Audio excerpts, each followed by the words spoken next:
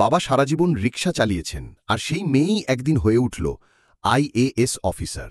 মেয়ের পড়াশোনার পথে যেন কোনো বাধা না আসে, সেই জন্য মা বাড়িতে মানুষের কাপড় সেলাই করে টাকাও জমাতেন। প্রতিদিন 6 কিমি সাইকেল চালিয়ে স্কুলে যেত সেই মেয়ে। লোকজন বলতো, মেয়ে এত পড়ে কি হবে? কিন্তু মা বাবা বলতেন, তুই পড়, একদিন পুরো দুনিয়া তোর উদাহরণ দেবে। একদিন বাবা তার নিজের অটো বিক্রি করে মেয়েকে শহরে কোচিং করানোর জন্য পাঠালেন। মেয়ে যখন ইউপিএসসির চেষ্টা করছিল, তখন বাবা অসুস্থ হয়ে পড়েন। হাসপাতালের খরচ বড় চিন্তার বিষয় হয়ে দাঁড়ায়। কিন্তু যেদিন দ্বিতীয়বারের চেষ্টার রেজাল্ট বেরোয়, মেয়ে আইএএস অফিসার হয়ে যায়।